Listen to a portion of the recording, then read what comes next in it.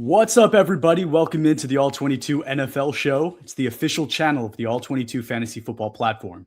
It's the only fantasy football game with full 53-man rosters, including offensive linemen, where you get to choose personnel packages and have access to PFF grading and advanced stats to make decisions each week.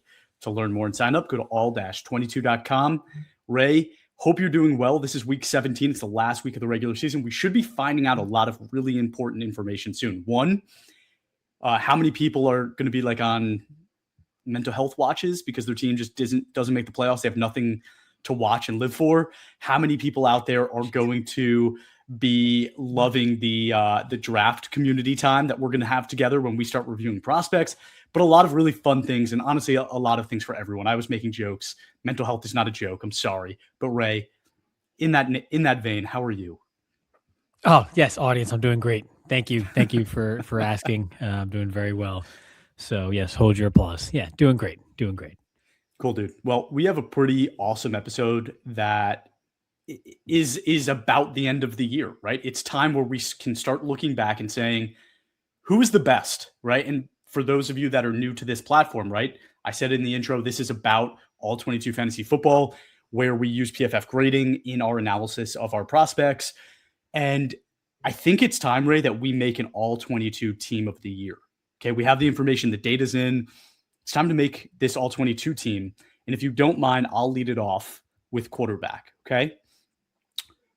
So the All-22 NFL quarterback of the year nominations are these two players, Matthew Stafford or Drake May. And you have to make the decision, and I will help you with some data here. So for Matthew Stafford, 129.1 fantasy points in All-22, which was good for first in the entire platform. Drake May was second with 123.7. Very, very close. 93.1 passing grade for Matt Stafford, 86.7 passing grade for Drake May. Matthew Stafford had how many? 46 big-time throws. Matthew Stafford had 46 big-time throws this year, okay? Drake May, 27. 17 turnover plays for Matthew Stafford, 14 for Drake May, 9.4 ADOT for May, 9.6 for Matthew Stafford. That's a little bit about the numbers, but I think the important thing too, right? You can look at just the data, but there's the other side of it, right? Where Matthew Stafford has led this team to an 11-5 record, but that's third in their own division, right? So how much weight do we put into that winning record? I also think, right, Puka Nacua has had an amazing year. Devontae Adams has had an amazing year. Sean McVay being the coach makes the situation a lot easier for everybody on that offense. Where on the Drake May side, 13-3 record is good for first in the entire NFL, right? Tied with the Broncos. Not really sure who has the tiebreaker there for the 1 seed in the AFC, but we'll find it out probably this week. And in the last 3 weeks, really good games. He lost a heater against the Bills, but beat both the Ravens and the Jets and beat the Jets pretty badly, right? We've talked about their situation there in New England before. I think Vrabel has come in and done a great job helping that team take the next step, making the offensive line half, viable. Stephon Diggs has looked good, but it really is still a bit of a ragtag group of playmakers. So with that information, where are you leaning for the quarterback of the year? It's a ragtag group of playmakers. They've had their best season in years, ages at this point. Don't say ages like they weren't just a dynasty for 20 years, okay? Don't say ages. Yeah, but it's been a while. Okay? They've been conditioned for success that they have not had in a while. But they also didn't have to go through the NFC, or excuse me, the NFC West. NFC West. They didn't have to go through that. Okay? The AFC East is a lot different.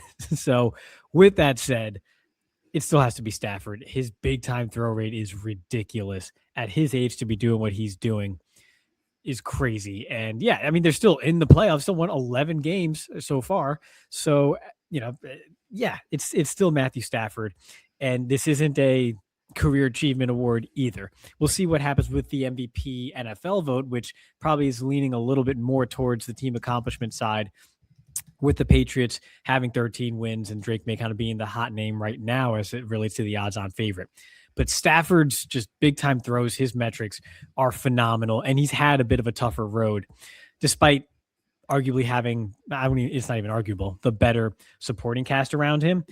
He still had a bit of a tougher road there. And so given the totality of it all, it's got to be Matthew Stafford. But obviously you're incredibly excited if you have Drake May in All-22, or if you're a Patriots fan who has Drake May on your favorite team. You're not trading him for Matthew Stafford because there's so much good football ahead of him, and you're extremely excited for the future. So be excited for May, but the winner is Matthew Stafford. Yeah, I think that's probably where I would lean to. It's your pick, obviously. We're going to have a really fun wide receiver conversation in a few minutes, but the season that Puka Nacua had is insane. So we'll get there, but why don't you start on running back? All right, running backs, they matter, I think, maybe. Matter. I got a couple names for you. I'm going to go through just sort of one by one here. The first one probably is not a surprise to the average person, but he's not necessarily first in All-22 at this point. But Bijan Robinson, phenomenal player. 34.9 points scored in All-22 this season, which is good for fourth most among all running backs. His 83.9 run grade is actually seventh among qualifying running backs, but his receiving grade of 88.9 is fourth. He's had 272 attempts overall, which is sixth most among running backs. 4.05 yards after contact per attempt is good for second highest. 1.99 yards per route run is first among running backs. So even if he's not the most highly utilized running back in the passing game, when he is used in the passing game, he's better than everybody. 84 missed tackles forced, which is first among all running backs. The next highest is 65. Okay? 65. The gap between Bijan Robinson and the second highest running back when it comes to forcing missed tackles is the same as the gap between second and 13th, just to give you an idea of how big of a tier difference it is when it comes to forcing missed tackles at running back. Bijan Robinson does it better than anybody else in the league by far. So pretty darn good player. I don't think any of that's really a surprise. Top six in everything. And then obviously in some categories runs away with it. So good on you, Bijan. But the surprise name to most folks, I think, is Devon Achane, who actually finished first in All-22 points among running backs this season with 36.3. He had the highest overall grade among running backs at 89.2, the highest running grade overall at 91 even. His 5.7 yards per attempt were first in the NFL among qualifying running backs. And the gap between him and second, which is 5.3, is as large as the gap between second and eighth. So another big tier drop there that you see in Achane's own right. 4.11 yards after contact per attempt is first among running backs. And he had 40 runs of 10 plus yards in the league, which is first in the NFL. So these are two, obviously there's one like household name and there's another name that everybody knows, but probably doesn't think of in this category, but they all have like, or they each have their kind of runaway categories here where they're the best by far in the league among what they do well. So where do you go with this? I think you're a little biased, but I'm interested to hear your thoughts. Yeah, I am a little biased, right? I'll admit it. I like Devon Achane. I do. I think that his offense is so tailor-made for his style of play that it makes it very easy. And I think another part of it is when he's not there, you see a guy like Jalen Wright step in and have an amazing game, right? Or you see guys like Mostert step in and play really high levels of football. So while I don't want to take anything away from Achane and what he's been able to achieve, I do think that there's a lot of optimistic play that can come out of that offense that I don't know if I could just purely credit to him. Where I think Bijan, you've already mentioned it, the way that he creates, the way that he makes people miss tackles, it is different, right? It's another level. You know what's funny though, dude? Because like as much as I'm excited about these new names in this conversation, it's still concerning to me that so much of the running back conversation is about Derrick Henry, Christian McCaffrey, Saquon Barkley. Like I'm still waiting for this next group of running backs to take the reins. Like I know you're nominating two guys as the new names. I'm not sure they really are at the level of McCaffrey, Kamara, Henry, Saquon when those guys were in their prime of primes, right? Like that was a different level. I want to see Bijan, Achane, Gibbs, Genty. I want to see those guys get to that level. I'm not sure they're there yet. in saying that, I do think that there's this kind of upcoming trend with running backs where they are going to become more important. I'm excited for that. I'm going to give it to DeJean, right? You nominated two guys. I have two choices. I think DeJean's the guy because he creates for himself more than A-Chain does. But I am excited for the next couple of years of the running back class and a few guys in this draft too that we're definitely going to get to. I actually want to touch on one point you said too, which is I think extremely relevant when it comes to looking at these guys versus like the primes of Saquon and McCaffrey and Derrick Henry. A name that a lot of people obviously think of when it comes to top in the league as well. Jahmyr Gibbs was the second highest scoring back in All-22 this year, right? But I think you've seen, or especially during the playoffs, if you had him on your team during the playoffs, grades of 63.9, 56.4, 53.1. None of that's surprising because over the last 3 weeks, he's kind of faltered a little bit. And someone like Kyren Williams, who was also up there top 2 in All-22 or top 3 in All-22 this season, was extremely consistent each week, but only has 1 week this entire season above an 80. So he's not a game breaker. Those guys that you mentioned were game breakers and consistent game breakers week in and week out. This group of running backs is like, outside of like the very top, like you have flickers of that, but it's not quite there yet. The light isn't, or the flame isn't fully burning just quite yet. And we are still kind of waiting for that to really shine through. That's exactly my point. I think DeJean and Gibbs have the ability. They've shown the ability, but for some reason, right, they haven't done it yet. I think it'll be interesting next year because Tyler Algier is a free agent. So they're not going to be able to spell DeJean with this great complementary piece the way they have. So will we see DeJean become the full-rounded running back that we want to see so that he can get to that level? I think Gibbs, kind of same conversation. How much has he relied on David Montgomery to do some of his dirty work, right? Saquon, McCaffrey, Henry, they never had that. They never had to rely on another guy. So I want to see those guys take the next step next year. And I think we might get that chance, which is cool. Let's go to receiver, and I'm going to lead the conversation here. So the All-22 receiver nominations of the year are two guys. And this is a great conversation, so I'm excited for it.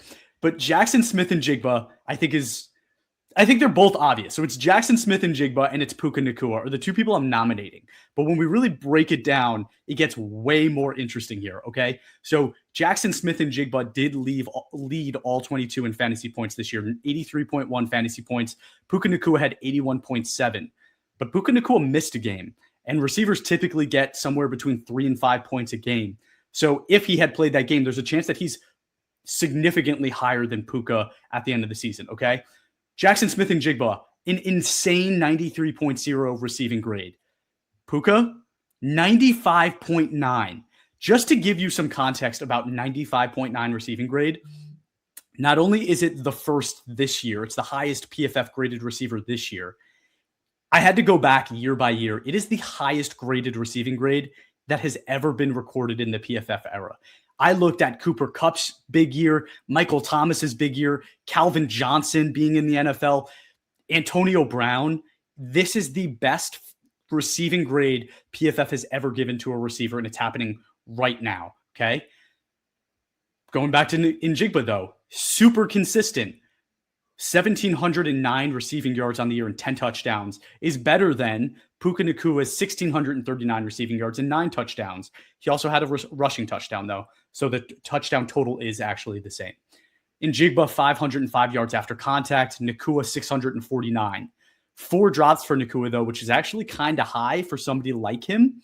129.4 passer rating when targeted for Puka versus 121.5 for Jackson Smith-Njigba. I think another thing, again, when you take a step back from the numbers and you look at what they had to deal with this year, we could go back to Sean McVay's offense and the Rams offense with Devontae Adams across from him, Matthew Stafford at quarterback, it just being very easy compared to Jackson Smith-Njigba with, a new quarterback, first year they're together, named the second receiver out in Seattle, Cooper Kupp, right? He's played half the year. He's half of what he's been.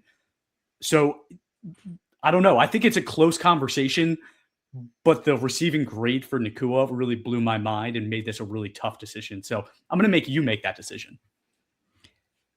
Yeah, I think it's got to be Puka for that alone.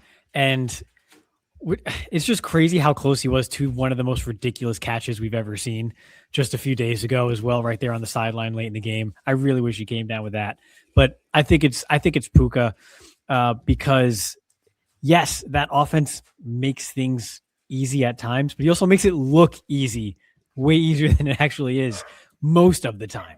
So this is probably the closest race we're going to have among any of the positions this entire series. But I got to give it to Puka. I mean, he's done something, like you said, historic. So give it to Puka. If he had the extra game, he would have scored more for you on the platform. But playing 16 out of 17 games is perfectly fine. So you give it to Puka. I'm surprised you made the decision that quickly, but I agree with you. I think Puka's the right choice. The cornerback conversation, that's going to be another one. I'm excited to get there, but I am also excited to hear who you have at tight end. Okay, so tight end is the most flavor of ice cream discussion we may ever have on any show ever. So to start it off, no surprise, it's Trey McBride, 36.6 points overall on the platform, which is second most among tight ends. 86.1 receiving grade, third among tight ends. 82.4 overall is just second among the entire position on offense. He ran a route on 92.7% of passing snaps, which is the highest rate among any tight end in the league, tied with Evan Ingram. So again, that passing game ran pretty much through him. 1,174 receiving yards, first among tight ends, 11 touchdowns, tied for first among tight ends, 119 receptions on 156 targets, also first among tight ends, 0.8 drop percentage. Lowest in the league among tight ends, maybe among receivers also. I should have probably checked that. So everything you could have through the air runs through Trey McBride, and he's incredibly damn good at it. The next nominee is the answer to a question a lot of people have asked themselves this season, which is, what the heck has happened with Mark Andrews and Isaiah Likely? Both of them have managed to just disappoint everybody, so it would seem. Charlie Kolar, the tight end for the Ravens, 4th round pick in 2022 out of Iowa State. Shout out to Matt Campbell doing big things. 35.4 points on the platform, which is just under Trey McBride, just behind Trey McBride on the platform. His grading itself isn't quite as high, 78.1 overall on offense, which is 8th among tight ends. 72 run blocking grade, which is 8th among qualifying tight ends. 75.4 receiving grade, which is 19th among tight ends. So he's solid all around. His average depth of target of 9.5 yards is actually 7th among tight ends with at least 10 targets in the league. So he doesn't have a lot of targets at all, like maybe a little over a dozen on the season, but he only caught 10 passes the entire year. But when you needed him the most, from weeks 15 to 17, his weekly grades, 86, 85.6, 76.2. That's playoff winning stuff. So this is someone who's not getting a lot of targets through the air at all, but he's a top 10 run blocker at the position on an offense that really relies and needs that sort of production on the ground game to function, and produces when his name is called upon. So these guys couldn't be more different at all. One is way flashier than the other. The other just kind of puts his hand in the dirt, does all the dirty work, and on occasion we'll get a nice target, but we'll make something happen with it. So which flavor of ice cream are you picking, Chris? So, funny enough, dude, I just went and checked some of our leagues. You know who I want to pick. I just went and checked in some of our leagues, and Charlie Kolar is a free agent in several of the leagues I'm in, which just goes to show you that people are so conditioned by traditional fantasy football that yards and touchdowns are all that they hear. But that is one of my favorite things about All-22, that the platform really does account for what these positions do that don't touch the ball as much, right? And I think tight end is a similar position to, say, safety, where there's so many different flavors of safety, guys that do different things. Corner too, right? There's guys that do very different things. Tight end is a position like that, where there are guys like Charlie Kolar that add tons and tons of value to their team as blockers. It's interesting too that they just signed Mark Andrews to a long-term deal when Isaiah Likely is going to be a free agent this year, and you have a guy like Charlie Kolar. So to me, you kind of think Charlie Kolar and Isaiah Likely kind of complement each other a little bit better than Charlie Kolar and Mark Andrews, or Mark Andrews and Isaiah Likely. So it's going to be interesting to see what they do at tight end for the long term. Saying that, as much as the league is starting to go back towards being a running first league, it's still a pass heavy league. Like today, it is still more pass heavy than it is run heavy. So I think we give it to Trey McBride. And I mean, the season he's having is just fantastic. It's so exciting. My dog's barking. I apologize for that. But it's going to be cool. It's going to be cool to see how this conversation continues to change over time. But I'm giving it to McBride. Yeah, I think that's totally fair. But yeah, shout out Charlie Kolar. Way to put in the dirty work. We're proud of you. Yeah, for sure. Tackle gets super interesting as well, because this was a year where we had several guys having outstanding years. We had Tristan Wirfs, Garrett Bowles, Andrew Thomas when he was healthy, all playing at extremely high level. But I am nominating for the 2025 Offensive Tackle of the Year two guys that I think it's a little sentimental to me, right? Because we have Trent Williams on one hand, who is the past, and then we have Penei Sewell, who is the future. And the fact that those two guys are still in the conversation year after year, even though Sewell's super young and Williams has been doing it for an eternity, it's a great conversation. So Penei Sewell, 63 fantasy points, Trent Williams, 56.9. He's missed a little bit of time. Penei Sewell has a 95 offensive grade this year, 96.8 run blocking grade, number one in the system at tackle, 79.4 pass blocking grade though, right? We go to Trent Williams. It's honestly kind of a similar conversation. 91.5 offensive grade, 91.0 run blocking grade, 79.9 pass blocking grade. So the numbers are really close in reality, right? You look at Penei Sewell, 2 sacks allowed, 6 quarterback hits, 11 hurries, 19 pressures, versus Trent Williams, who had 4 sacks allowed, 8 hits, 20 hurries, 32 pressures. Penei Sewell's efficiency rating was an 98.2. Trent Williams' efficiency rating was a 96.8. Another couple things to look at, right? Penei Sewell, insane offensive line, really good coaching staff, great all-around offense with tons of weapons. Trent Williams, quarterback, was hurt half the year. The rest of the offensive line is almost terrible, right? I think the centers played pretty well, but besides that, it's been a rough group. And Pooney, I knew you were going to say it. I caught it. So a couple guys on that line are good, but it's nowhere near the group of players that the Lions have. So not sure if that goes into your equation, but again, pretty sentimental to me to nominate these two guys. Yeah, I'm sorry to crush you, but it's going to be Penei Sewell because he's doing all this. But you do got to remember the Lions did lose Ben Johnson. They have an adjustment of their own there. And also, it's just, I can't get that iconic image. It's images because it happened multiple times. But nearly every time Jahmyr Gibbs broke one of his huge runs this year, it was behind Penei Sewell. And Penei Sewell was just paving the way, blocking multiple people on a given play. All respect to Trent Williams, but you got to remember that offense too does help him out. Maybe not him because he doesn't need the help, but it does help out everyone a little bit, given what Shanahan is able to do at times. So they're both in pretty good advantageous situations with that in mind. I think Sewell just been a bit more efficient and then has those just sort of moments, which I hate that because it's like, oh, Heisman moments. Like that's dumb. But like he has those moments where he hit those highs and they resulted in those big game-changing runs and game-changing plays that I got to give him the edge in that regard, with all respect to Trent Williams. It's a great pick. 95.0 PFF grade on the year is fantastic. And it's funny because I was like thinking about it when I was going through it. I was like, oh, I just looked at Puka Nacua, who has the best grade for forever. 95 is really high, but all I literally needed to do was click on Trent Williams and see that he did that like 5 years ago and higher. So like, again, like it's cool because these are the two guys, I think, kind of handing it off like this award from Trent Williams of the past to Penei Sewell of the future. Great pick in Sewell. Who do you got at guard?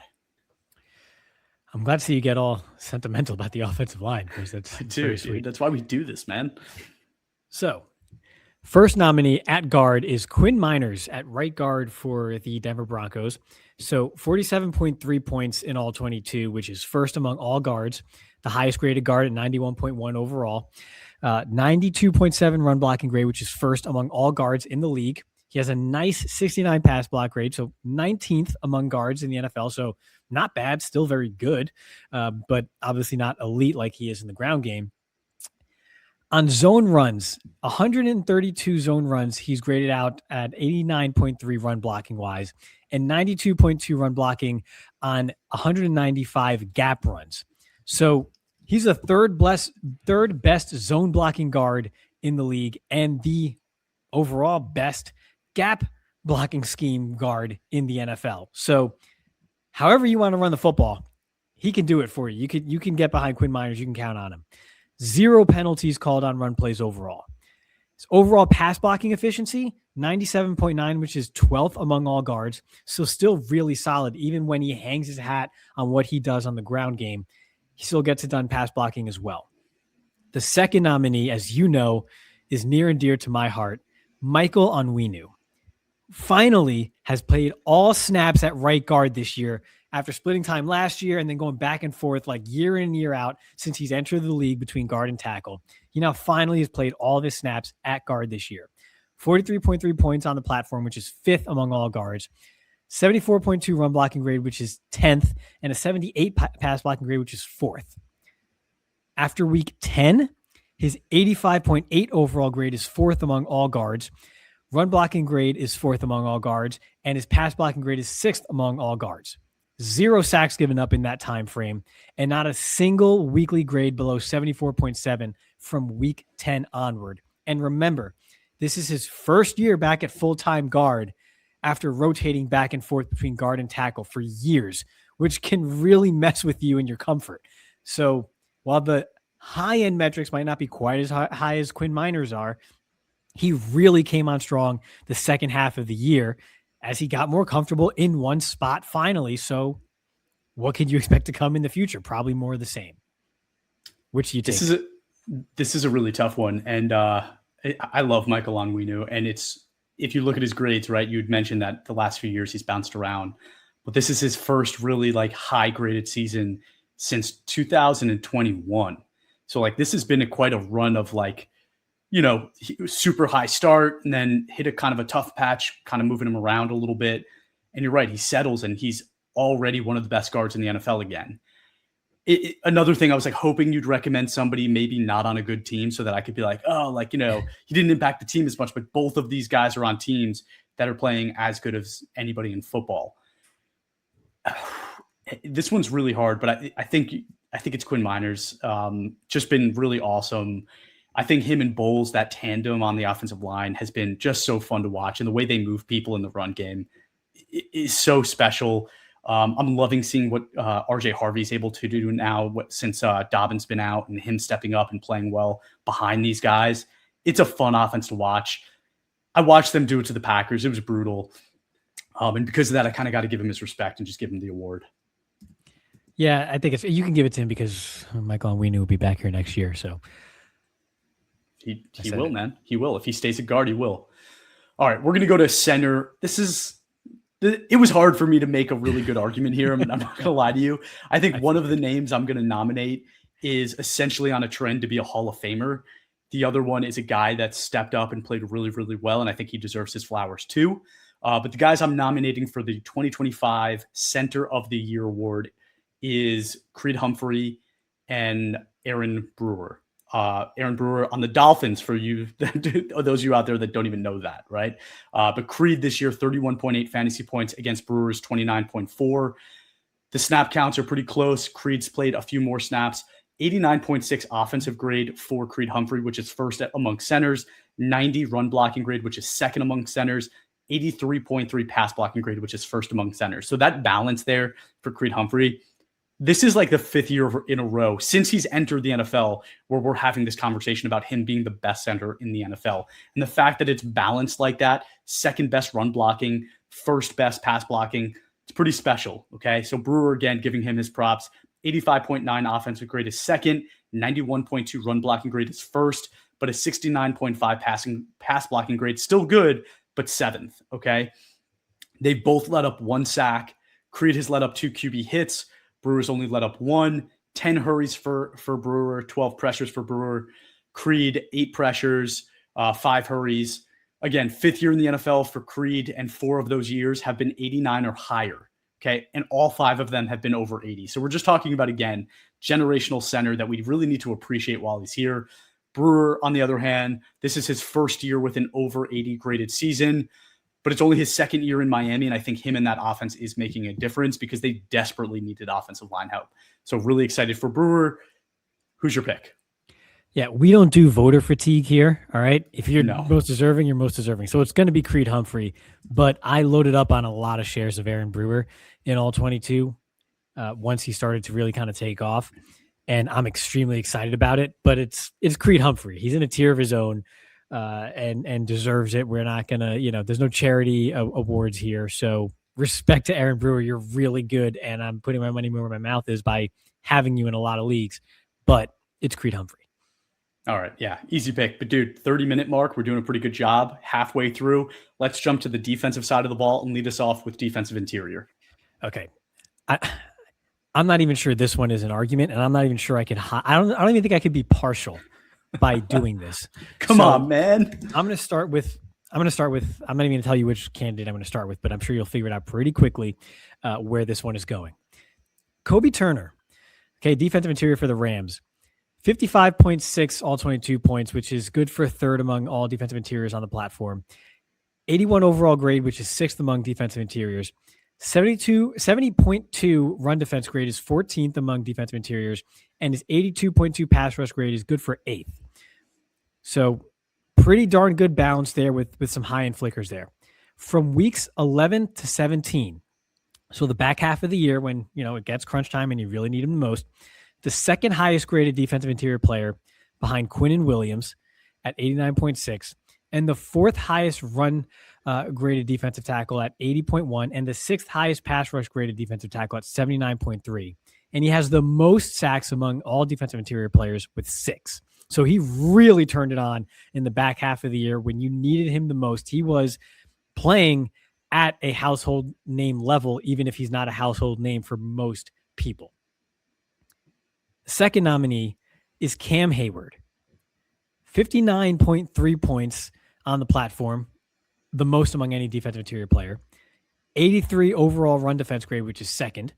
84.7 pass rush grade, which is 5th among all defensive interior players. He's played 785 defensive snaps through week 17, which is the most of any defensive interior player in the league. He is 36 years old. His 40 hurries are 2nd among all defensive interior players in that span, behind only Jeffrey Simmons. And I repeat, he is 36 years old. He's not just 36 years old. He's apparently 36.8 years old. I didn't look up his birthday, but apparently it's coming pretty damn soon.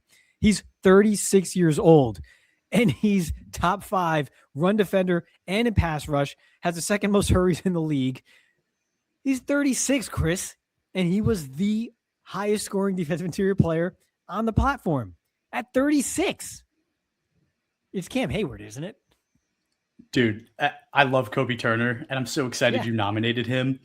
And it's a young player that's starting to kind of develop as one of those guys, which is dope. 36 years old, Cam Heyward doing it like this? Are you kidding me? And besides that, right? Like, we always talked about how Chris Jones was in the shadow of Aaron Donald. What about Cam Heyward, right? But, oh, by the way, Aaron Donald retires and Cam Heyward does it for 6 more years at the best level in the NFL. Super cool. Love that he's doing it the way that he's doing it. And again, it's like, that's why Pittsburgh is good. They are able to retain players like this, and they create superstars that stay with them for long amounts of time. Cam Heyward is easily the pick here. Love to see that he's still doing it. And we do not get voter fatigue. Will he be here at 37.8? He doesn't get fatigued either. Like, he apparently doesn't get fatigued. He doesn't get fatigued. All right, dude. I'm going to do edge. I recognize I'm maybe fighting the most uphill battle in this entire conversation doing edge rusher because somebody's name has been on a lot of TV stations lately, but I'm going to do my best. So nominating the 2025 All-22 Edge Rusher of the Year, I have 2 names, Myles Garrett and Micah Parsons. Micah Parsons may be a surprise to some people as to be on here because I think sack total wise, which is what most people pay attention to, there's a few guys above him, right? Brian Burns is another name of a guy that's having a fantastic year. But I think Parsons gives me the best argument to fight Myles Garrett in this conversation. So that's what I'm going to do here. Micah Parsons has an 81.8 fantasy points this year, but a 92.5 defensive grade, first in the NFL. 92.9 pass rushing grade, tied for first in the NFL.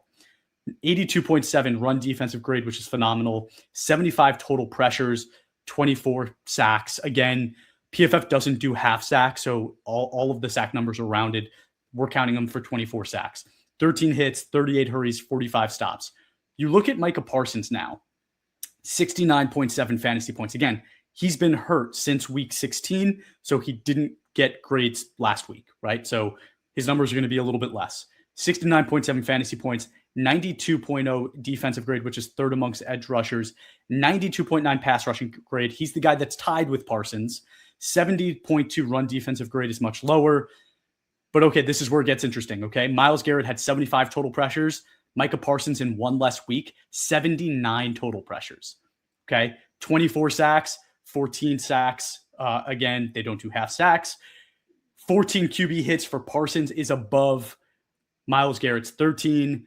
38 hurries for Myles Garrett versus 51 hurries for Micah Parsons, okay?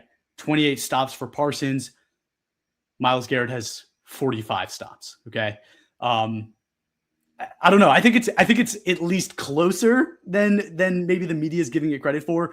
I watch Micah Parsons on the Packers every single week before the injury, and I will tell you he's as impactful of a player as I've seen play in the NFL on the defensive side of the ball, besides maybe the guy I'm talking about competing with him and Aaron Donald. But let me hear your thoughts. Yeah, they are in a tier of their own, just period. And people, I think even while Micah Parsons was healthy, were not giving him the credit he deserved, because I think people were really following Myles Garrett and the potential sack record race for pretty much the majority of the season. So people just kind of went, yeah, Micah Parsons, whatever. Like, it's Myles Garrett and then everybody else. And it's like, maybe, but not really, because Micah Parsons is the most impactful pressure player in the entire league. And that is not even close. Like, he can generate pressure way better than anybody else in the league, period. However, finishing also matters. And Myles Garrett has proven to be a next level finisher this year. And he's obviously still incredible at everything else also. They both are. So Myles Garrett finished his plays, basically.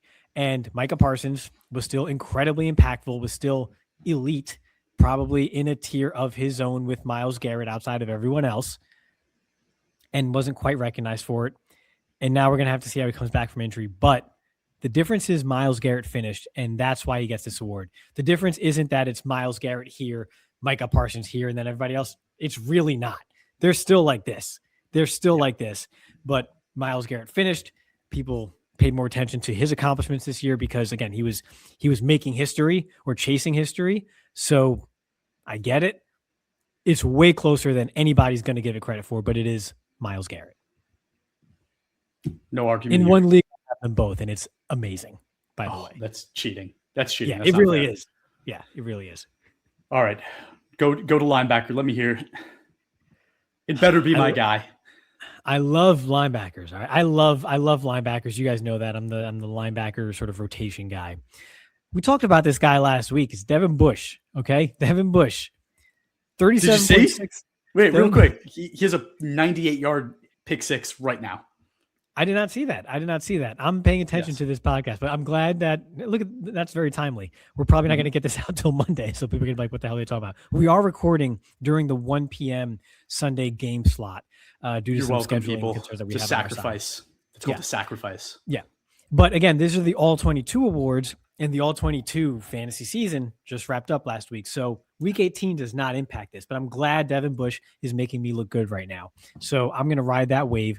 Devon Bush was the second highest scoring linebacker in All-22 with 37.6 points on the season, 86.4 overall defensive grade, which is good for fourth among all linebackers, 84.9 run defense, good for 11th, and 78.7 coverage grade, which is good for 4th.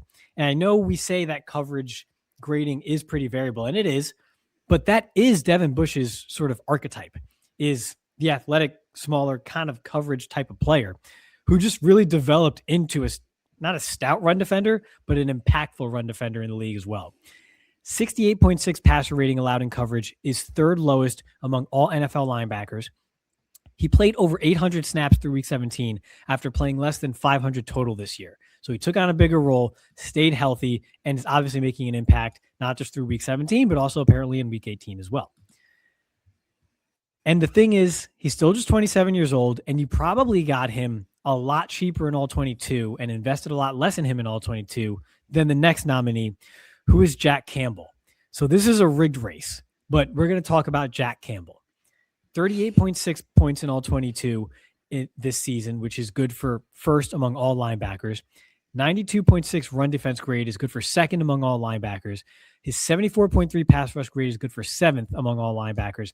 And 72.9 in coverage, good for 9th. So he is top 10 throughout every major category among linebackers.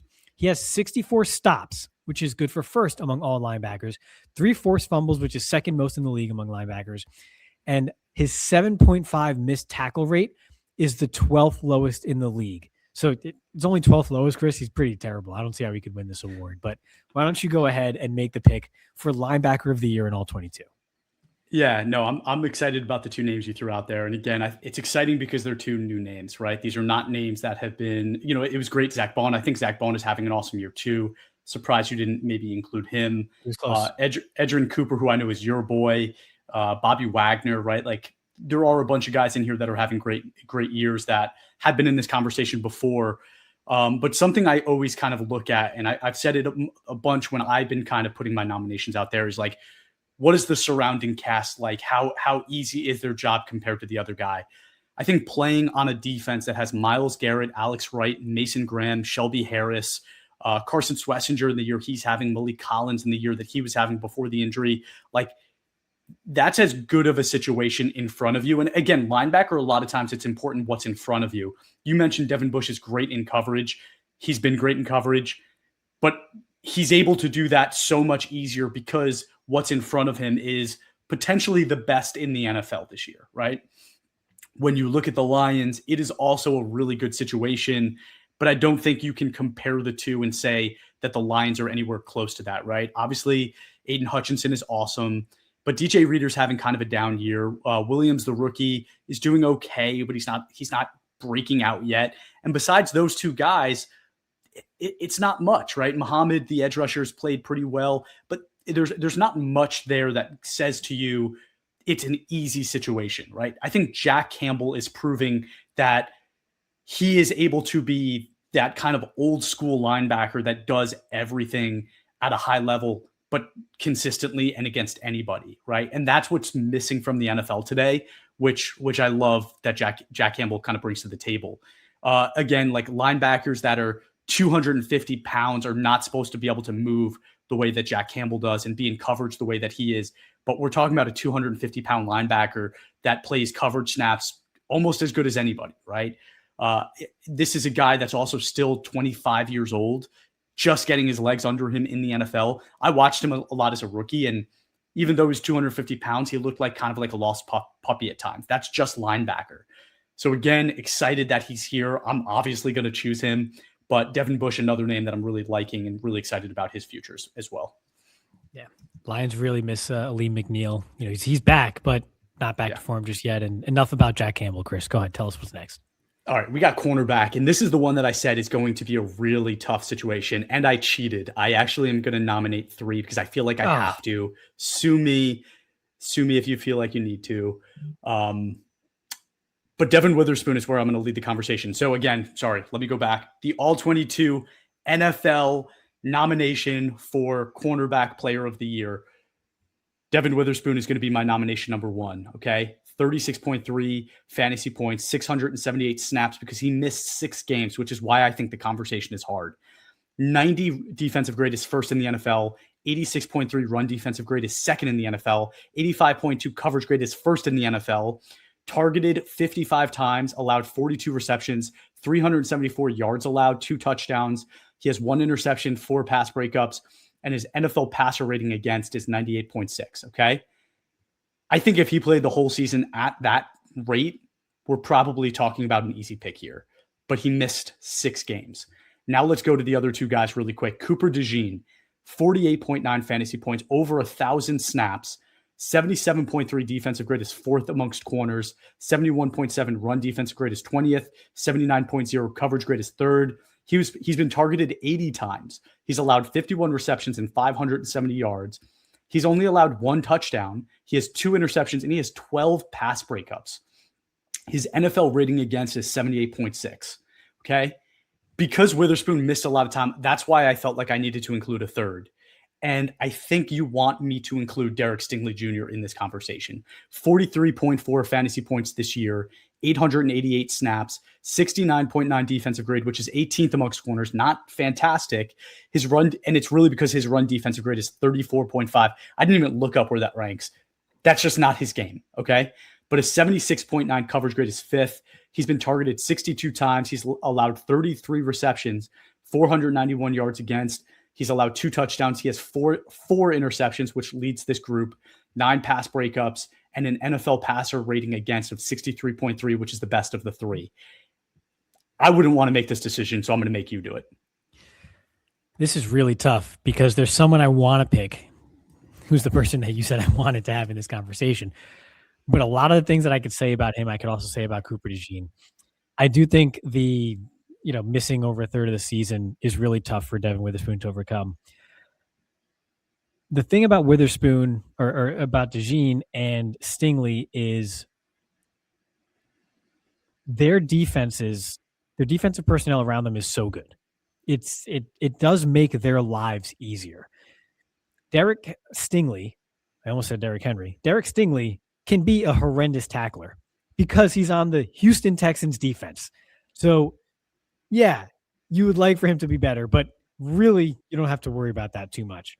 You want him to go out there and take the ball away from the opponent because he's going to have chances as a result of the personnel on the front 7 there with Hunter and Anderson and what they do to opposing quarterbacks.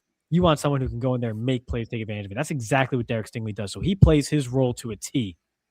As a result, allows the lowest passer rating of the 3.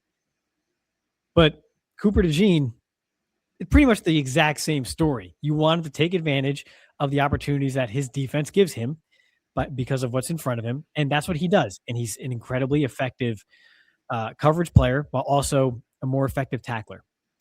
I think when you look at Cooper DeJean, the reason the Eagles have still won so many games, despite their offense being in mud for the majority of the year, is because of players like Cooper DeJean. I have to give it to DeJean over Stingley, but it's very close. I just think the kind of record with that offense is what it is because of guys like him.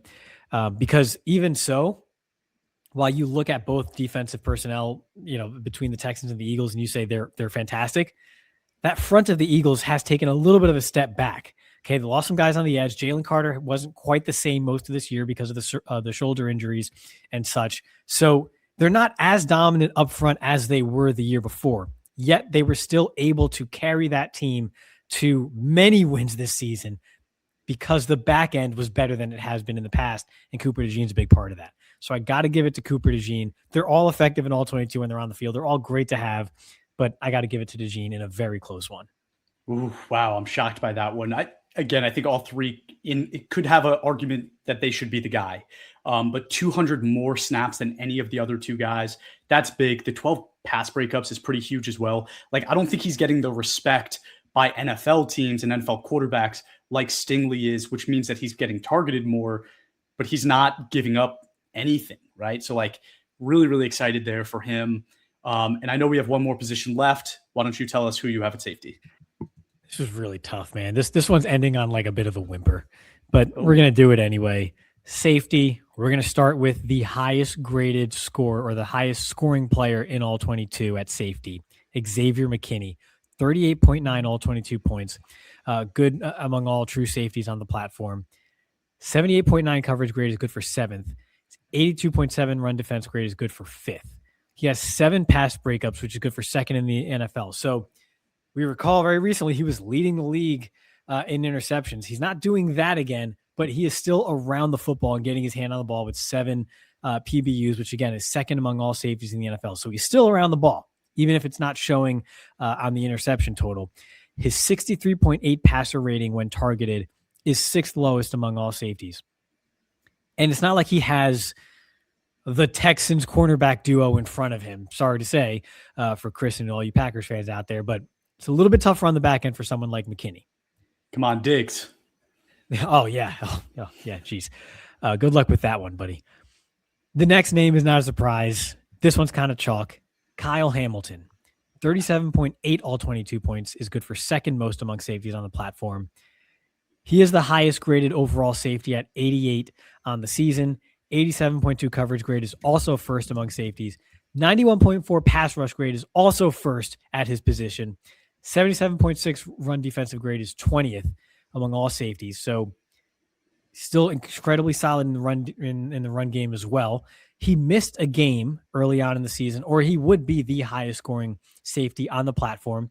He has 2 forced fumbles, a 6.5% missed tackle rate, which is good for 11th lowest among all safeties, and has 10 pressures, which is the 9th highest when it comes to the pass rush there. So he can do it all, which is not a surprise. It's Kyle Hamilton. That's what we've come to expect of him. Missed a game, so he's not the highest scorer, but is still kind of just doing it yet again. So, Chris, it's kind of chalk, but who's your pick here? All right, so I'm going to address Xavier McKinney first. I think he's been awesome. But I will say that Jeff Havley has made his job really easy. The way he's been using Evan Williams and Javon Bullard creates this role for Xavier McKinney that literally just maximizes the way that he plays football. So it's perfect for him. And again, he's been great. But when you go look at Kyle Hamilton, we could go back to the Creed Humphrey conversation and say this is a guy that since he's been in the NFL is on a Hall of Fame trajectory. 82.3 as a rookie, 86 in his sophomore year, 90.1 last year, and now 88 again. We're talking about a guy it just doesn't have flaws, right? Plays the game flawlessly. And I think the way I'm going to make my decision is really just about when I watch film, right? Because at the end of the day, you have to trust your eyes. When you watch Kyle Hamilton play football, you see the most valuable defensive piece on the Ravens defense. When you watch Xavier McKinney play football, I'm not sure you get that same feeling, although he is great. So I'm going to give it to Kyle Hamilton, which kind of wraps this up. And just really quick, if you don't mind, I'm going to just run through all of our winners just to call them out, okay? I'm glad so you decided to do that. So, yeah, go ahead. I wrote it down. Thanks, Ray. All right, so the All-22 NFL Team of the Year. At quarterback, we have Matthew Stafford. At running back, we have Bijan Robinson. At tight end, Trey McBride. At receiver, we have Puka Nacua. At tackle, Penny Sewell. Guard, we have Quinn Meinerz. Center is Creed Humphrey. On the defensive side of the ball, we have Cam Heyward, Myles Garrett, Jack Campbell, Cooper DeJean, and Kyle Hamilton. Ray, if anybody out there has half of these players on their team, they probably won every game by 50 points. Sure. I would say so. Especially if it's if it's Matthew Stafford. So that is a heck of a team. I like how there's some old guard names there, right? Matthew Stafford was drafted not even the previous decade? Was he 2000? I don't remember. Maybe he's that old. But yeah, we got some old names in there, but we got some new faces as well who are going to be sticking around for quite a while. So it's a really fun time for the league. And these are some, fun players to watch. And I'm glad All-22 can give these guys sort of their props for not just the high level plays, but the dirty work as well. So heck of a year for all these guys. You're in good shape, like Chris said, if you got a lot of these names. But I think we did a good job. 2009 was Matthew Stafford's rookie year. Yeah. So yeah, pretty crazy. Everybody, thank you so much for tuning in. Give us a like, give us a follow on Instagram, Facebook, TikTok, and X at All-22_PFF, and give us a review wherever you watch or listen to your podcasts. And have a great rest of your day.